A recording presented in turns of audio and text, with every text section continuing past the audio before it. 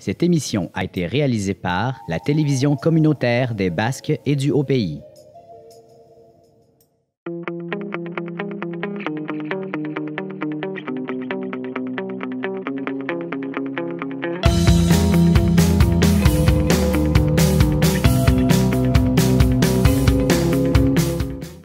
Bonjour, déjà la 4e émission de la nouvelle série. Une série d'émissions qu'on va continuer à faire sur le même thème, qui est celle d'un document. Bon, un document, c'est un grand mot, mais une série d'articles que j'ai eu le privilège d'avoir publiés dans le journal Montréal Campus de l'Université du Québec à Montréal en mars dernier. Je me raconte. Pour celles et ceux qui nous visitent pour la première fois, la plus cordiale bienvenue. Pour les autres, je vais faire un petit retour en arrière, question de restituer là, le sujet ou l'ambiance, si vous voulez, là, de la dernière émission. Vous avez dû noter qu'on a donné un titre particulier à cette série d'émissions-là, qui est l'enfer. Donc, ça demeure toujours réflexion sur la vie, mais avec un genre de sous-titre qui est le mot enfer. Vous avez aussi réalisé le très beau montage là, qui présente le thème, à savoir le penseur de Rodin, accompagné de plusieurs personnages. Il y a eu un montage fait par Ghislain et Marc-André qui ont mis une couleur rouge, qui donne, je dirais, une plus grande réalité au thème, qui est celui de l'enfer. J'ai connu l'enfer, comme bien du monde, je ne suis pas le seul.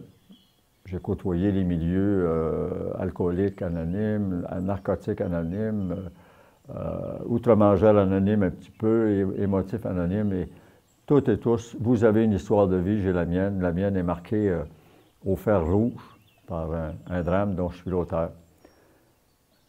Le thème enfer, ça décrit très très bien cet enfer-là que moi j'ai construit.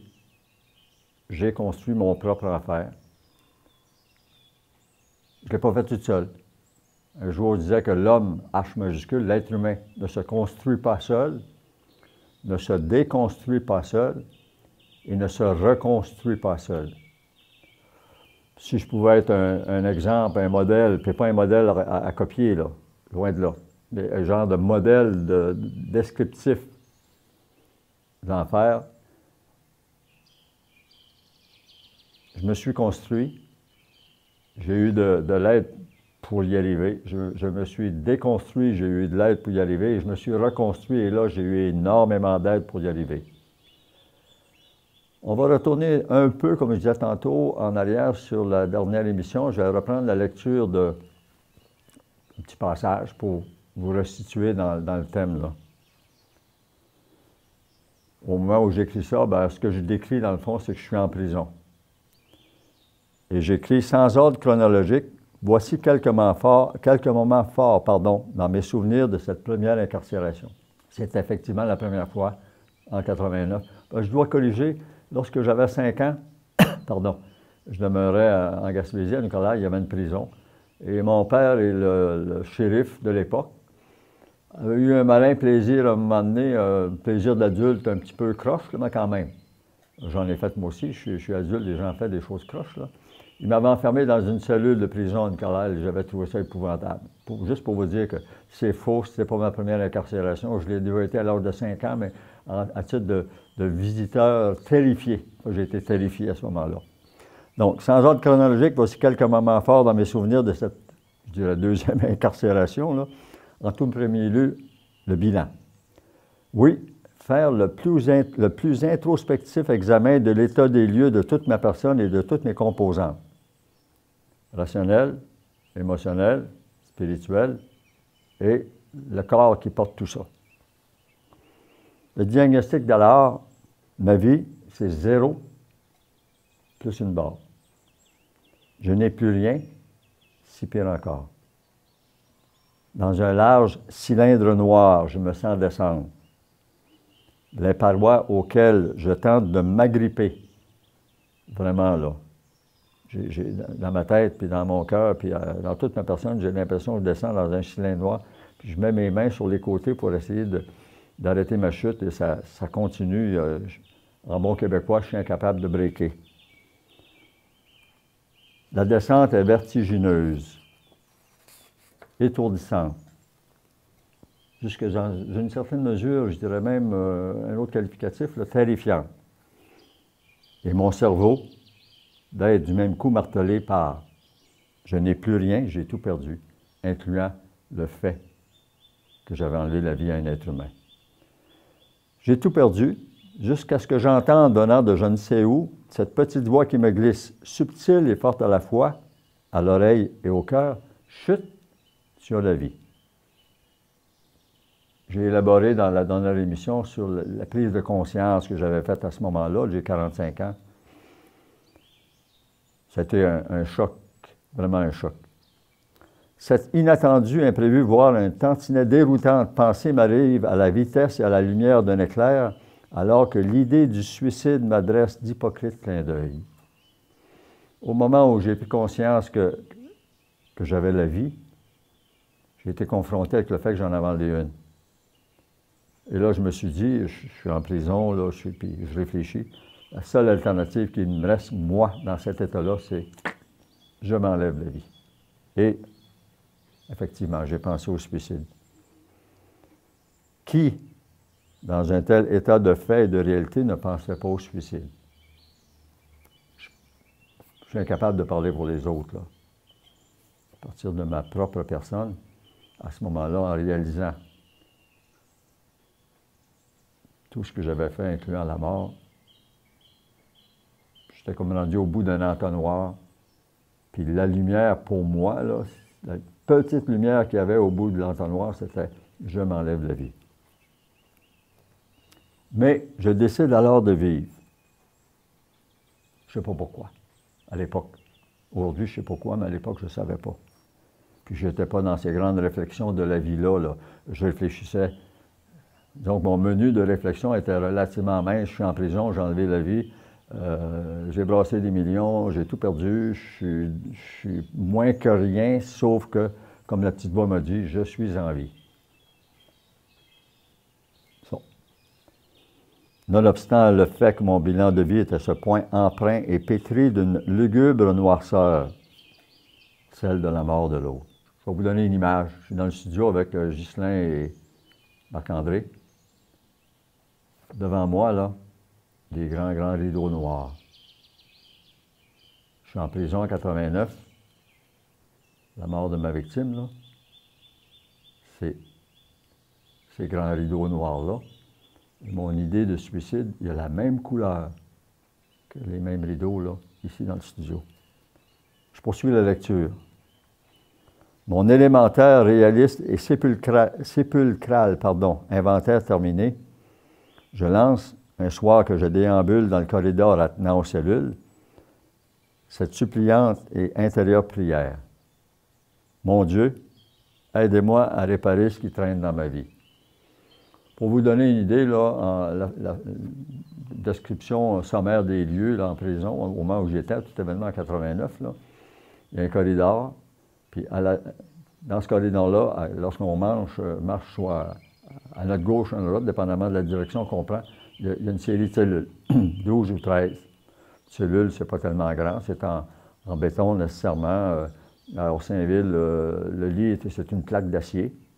Il y a une chaise, il faut le dire, c'est un endroit pour s'asseoir qui est en acier aussi, qui est vissé dans le mur. Il n'y a pas de meuble mobile, là. Il n'y a pas de chaise, là, à cause des dangers de suicide ou de violence, en fait. Tout est fixé au mur. Lavabo avec un genre de petit miroir qui n'est pas en verre. Je ne sais pas quel produit que c'est, parce que le verre, on peut le casser puis se couper, là. C'est ça. Il y a des cellules à droite, puis moi, je marche dans le corridor, puis à un moment donné, je fais cette réflexion-là, qui est une forme de prière. Puis je sortais d'une psychose spirituelle en plus. Imaginez comment j'ai pu imaginer faire une prière de ce type-là. Tout événement, j'ai dit, mon Dieu, aidez-moi à réparer ce qui traîne dans ma vie. Je poursuis la lecture du texte. J'ignore alors la portée de cette demande, prière qu'il m'arrivera au cours des années à venir d'en regretter la formulation. Ce que je viens de lire, je vous le garantis, je l'ai vécu comme ça. Au fil des semaines qui vont venir, je vais vous raconter certaines situations que j'ai vécues dont je me serais très, très, très bien passé. Eu égard aux exigences des situations. Mais ces situations-là étaient et demeurent en lien avec cette prière-là que j'ai formulée en 1989 à la prison d'Orsainville. Mon Dieu, aide-moi à réparer ce qui traîne dans ma vie. C'est un peu comme les AA, là, à un moment donné, je pense que c'est la 4e ou 5e étape. On fait un bilan, puis on demande en fait d'aider, de l'aide pour réparer ce qui est réparable, sans pour autant, là, je dirais, augmenter ou accroître l'étendue des dommages. En autant que c'est bon pour les personnes avec lesquelles je vais faire une démarche de réparation, là, on demande que ça fonctionne autrement. Quand on risque plus de blessés, on ne touche pas à ça. Je poursuis la lecture du document en question, là. Pour autre période signifiante de ma première période d'incarcération, mes nominations à titre de capitaine de wing, puis de président de secteur. J'ai une note de bas de page sur mon document, là. Une wing, c'est un terme utilisé anciennement pour désigner une aile dans une prison. Moi, j'étais dans la wing, corridor, 12-13 cellules. Ça, c'est la wing. Moi, j'étais, je pense, la wing 12 du département F1. Puis le secteur, ben, c'est un étage au complet. En prison, lorsqu'on est prévenu, là, tous les prévenus sont sur le même étage, les détenus sont à des étages inférieurs. J'ai été nommé capitaine de wing, parce qu'à un moment donné, au niveau des détenus, il est nommé quelqu'un qui est responsable du ménage, de la bonne atmosphère, du règlement de conflit quand il peut en avoir, puis ça arrive. On est la même société qu'à l'extérieur, sauf qu'on est une gang de bonhommes, parce que c'est une prison d'hommes, Orsainville à l'époque. Aujourd'hui, les femmes y ont été ajoutées, mais dans une aile additionnelle, là. On avait la responsabilité de la bonne conduite autant que possible. Et le capitaine, ben, c'était aussi une responsabilité. Déjà là, ben, ça m'a valorisé de pouvoir avoir ce titre-là. Puis, un bon jour, ben, le président du secteur est parti. Puis là, il y a des détenus qui aimaient la façon dont j'intervenais à tout événement. Et possiblement qu'ils m'aimaient à la bête, tu sais, là. Ils sont allés voir le sergent du secteur, M. Bernier. Puis ils lui ont dit, ben, on aimerait avoir Bourdage comme président. J'ai eu une rencontre avec M. Bernier qui, lui, doutait, eu égard à mon passé, puis les 3 psychoses que j'avais fait, la pression que je pouvais subir, il voulait prendre soin de moi, puis il a douté à un moment donné il trouvait que c'était dangereux que j'accepte cette fonction-là, mais après avoir échangé avec lui, il a été décidé que j'étais président du secteur. À ce moment-là, j'assumais le rôle de capitaine dans la wing, des 12-13 gars, là. Puis j'étais au-dessus des capitaines des autres wings. S'il y avait un problème plus important, ben, normalement, le président, c'est à lui à faire les interventions. S'occuper des activités sportives aussi, parce que dans la grande cour à Orsainville, à l'époque, il était possible de jouer l'été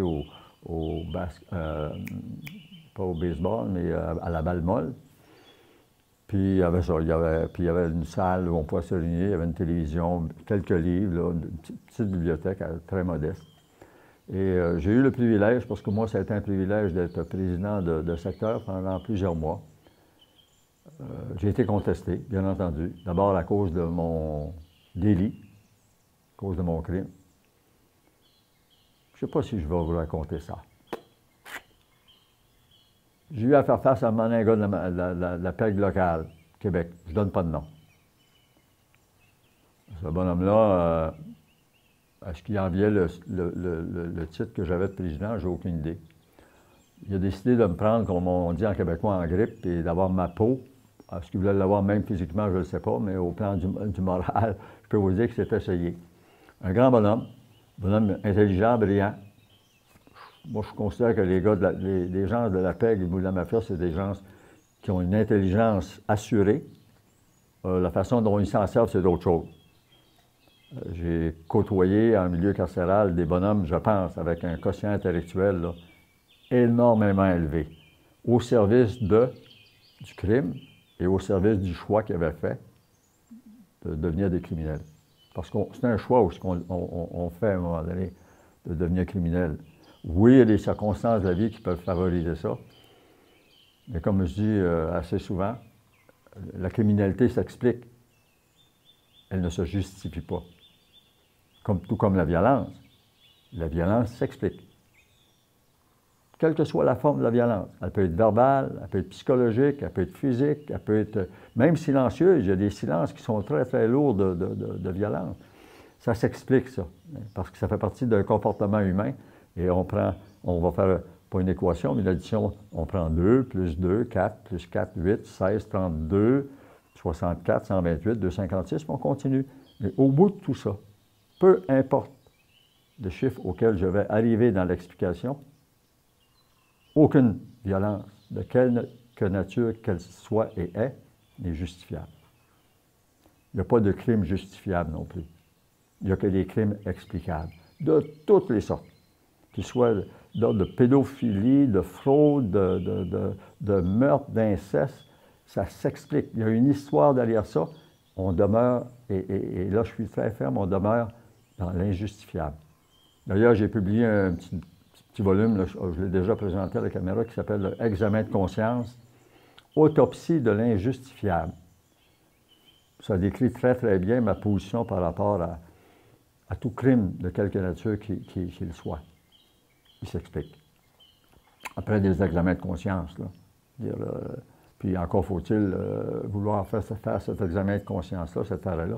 Et la prison, pour moi, et le pénitencier, parce que je me suis retrouvé au pénitencier après avoir fait la prison à Saint-Ville, là, je dirais qu'à quelque part, c'est un endroit idéal pour réfléchir. Bon, un arrêt dans la vie. Une cellule, ça parle en tabarnouche. Quand tu fermes la porte, là, on n'est pas dans un condo, là, je ne sais pas, tant de mètres carrés ou tant de pieds carrés, là. On est dans une cellule, béton, acier, barbelé, qu'on peut voir dehors un peu, dépendamment où on est situé dans le pénitencier. Barreaux en acier. Puis, dans le silence.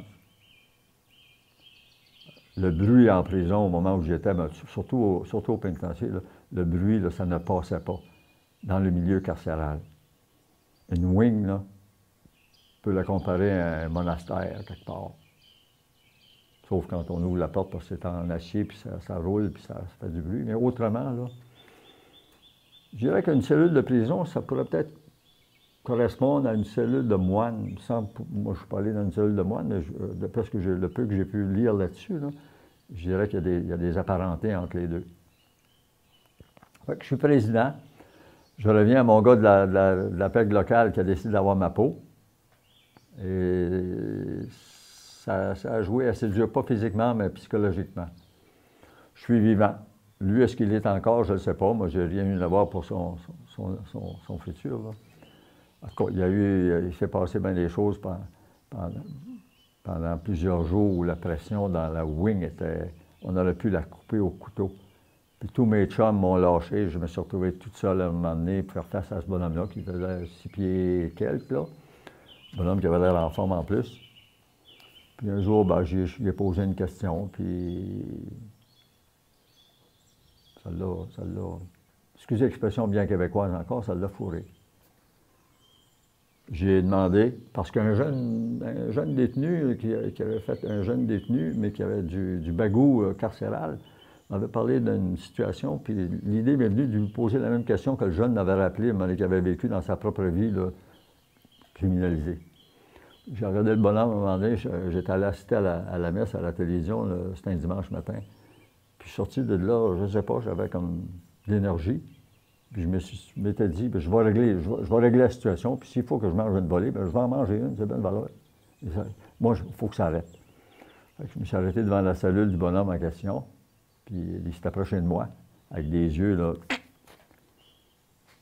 en lâchant quelques sacs. J'ai dit, tu me cherches-tu, toi, à matin? Ça a été la question, comme on dit dans Tout le monde en parle, dont je ne suis pas un amateur, là. La question qui tue. Et la réponse de ce monsieur-là, il n'y en a pas eu. vous pouvez bien comprendre que s'il m'avait dit oui, il fallait qu'il me saute dessus. Il était déjà pris dans une affaire de violence, donc il ne peut pas se permettre ça. Il y aurait eu une accusation additionnelle. S'il me dit non, là, tout le monde a entendu, dans la wing, les autres, les 10 ou 11 autres gars, ils ont tout entendu ça.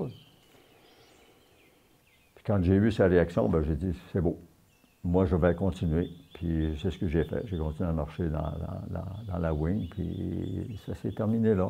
Il est disparu de la map dans 48 heures. À un moment donné, ils sont venus le chercher, puis ils l'ont envoyé ailleurs, parce qu'en prison, là, quand on parle, tout est enregistré, bien, dans le sens qu'il y a des haut-parleurs, des haut-parleurs, puis le gardien, il a contact avec tout ce qui se passe là au niveau de la wing.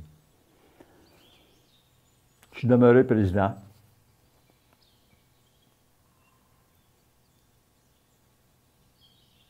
Période de valorisation. Mais là, je vous avoue, marche par marche, puis la hauteur des marches, c'est des petites marches, là. Je continue à m'entraîner au gymnase quand il y en a. Je fais de la course avec d'autres détenus. Maintenant, on s'entraîne, on est un petit groupe, là. C'est la minorité qui s'entraîne dans le milieu carcéral, en passant, là. Il y en a qui font de l'entraînement juste pour les muscles. Peut-être que ça leur fait du bien aussi autrement, à tout événement. Je n'étais pas de cette catégorie-là et je n'avais pas la capacité non plus de faire des gros poids à terre. Je continue la lecture. En passant, s'il y en a parmi vous qui aimeraient avoir des réponses sur des questions que vous posez sur le milieu carcéral, vous allez voir, là, à la fin de l'émission, il y a une bande qui donne l'adresse et le numéro de téléphone de la station. Vous écrivez à l'adresse courriel ou vous appelez au numéro, vous parlez à une personne, sinon il y a une boîte vocale, vous laissez votre question. Moi, ça me fait grand plaisir de vous répondre. Et si je ne suis pas en mesure, ou si je trouve la question trop difficile, bien, ou qui ne serait pas apte à être diffusée sur les ondes par respect pour l'auditoire, je vous appellerai personnellement, en autant que vous laissez votre numéro de téléphone, et je répondrai à votre question là, en privé. Ça va? Je poursuis la lecture. J'ai oublié de vous confier ma réaction lorsque je suis arrivé dans la wing. Je disais dans la mission précédente que j'avais été interné à l'infirmerie de la prison. J'ai dû faire une quinzaine de jours. Au bout de 15 jours, on m'a libéré en me disant, ben, votre état de santé mentale, il a repris du mieux, là. Oui, c'est beau, allez-vous-en dans le quartier ce qu'on appelle des réguliers. Parce qu'en prison, ceux qui sont à l'infirmerie, ils sont qualifiés, il y a un terme pour ça, on appelle les soucoupes. Ben, disons que j'ai été une soucoupe pendant une quinzaine de jours. Puis une soucoupe, ben, vous savez c'est quoi, hein? Ça vole en dehors de la réalité, les deux pieds dans les airs, puis on se promène, là. Bon, j'ai été de cette clientèle-là pendant une quinzaine de jours. Et lorsque j'ai été arrêté là, par les policiers, j'étais vraiment dans un état, là, point de vue mental, désastreux. J'ai oublié de vous confier ma réaction lorsque je suis arrivé dans la wing. À travers les espaces des barreaux si froids d'acier me séparant de la salle où prennent place 4 à 5 prévenus, une vérité me saute froide et spontanée dans la face. Quand on arrive la première fois dans la wing, là, il y a une porte en arrière qui ouvre, l'autre porte est barrée, bien, des portes de barreaux, là.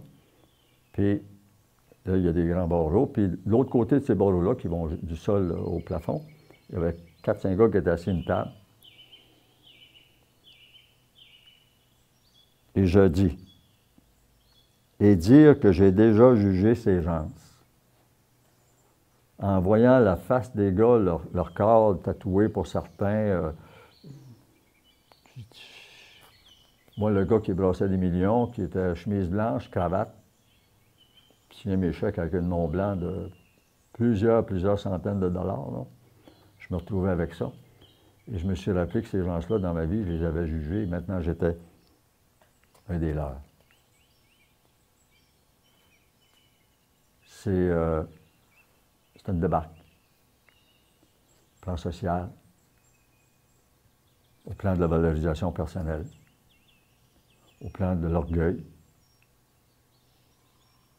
Mais déjà là, je recevais un message sur le jugement.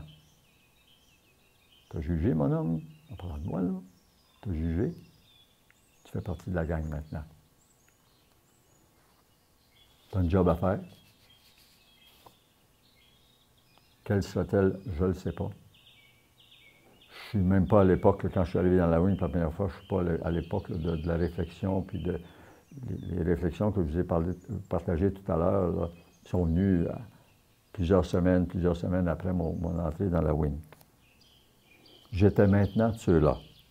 À plus et mieux y penser, j'étais au cours de cette première période d'incarcération dans la tombe de ma propre vie, mais vivant. À l'horizontale, dans une tombe, celle de la mort de ma victime, puis ça s'arrête là. Je reprends ce que j'ai dit plus tôt, je n'ai plus rien. Sauf le statut d'être un prévenu, parce que je n'avais pas été encore condamné nécessairement, mais moi je sais que quelque part, je suis responsable de quelque chose.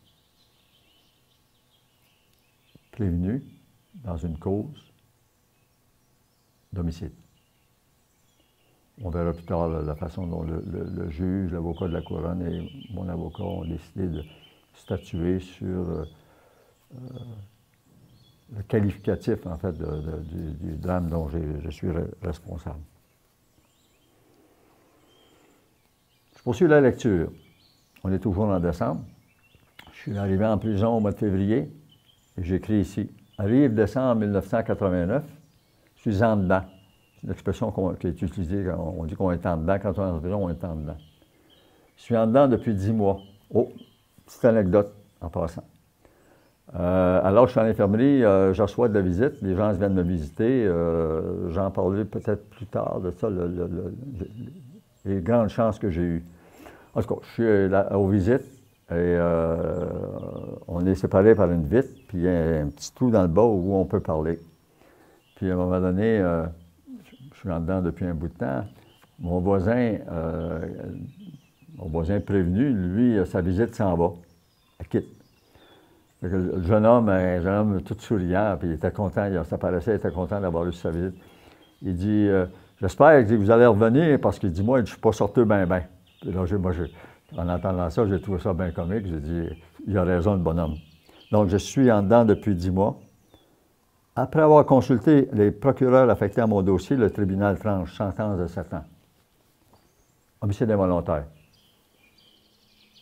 J'ai contribué à l'homicide dans le sens que je l'ai bâti, je l'ai construit comme on peut construire d'autres choses, mais je ne me suis pas levé le matin en disant « aujourd'hui, je fais ça ». Okay? Je ne veux pas rentrer dans les détails qui pourraient être trop scabreux. Encore là, si vous avez des questions, ne vous gênez pas. J'ai 3 volumes d'écrits là-dessus. Je pense que j'ai tout dit ce que j'avais à dire concernant ce drame-là, incluant le côté, comment on appelle ça, sensationnel ou quand on cherche quelque chose, on est amateur de morbide, là. Il y a une partie qui est morbide, pour ceux qui aiment la morbidité, là. Puis, si une fois la lecture de ces volumes-là fait, vous aviez des questions selon je doute énormément, je suis disponible pour y répondre. L'émission achève, la 4e, l'enfer. De l'enfer, au fil des semaines qui vont venir, on va passer à un autre état.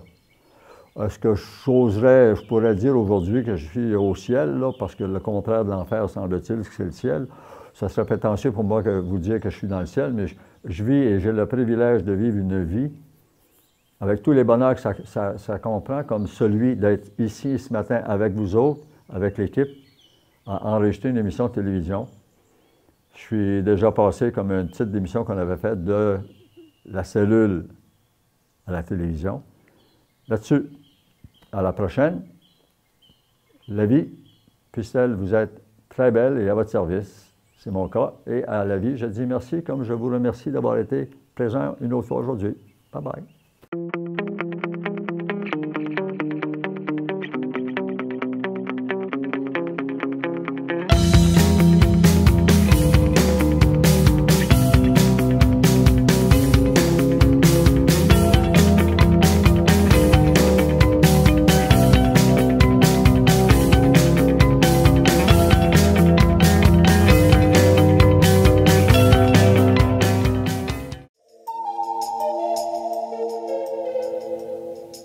Cette émission a été réalisée par la télévision communautaire des Basques et du Haut-Pays.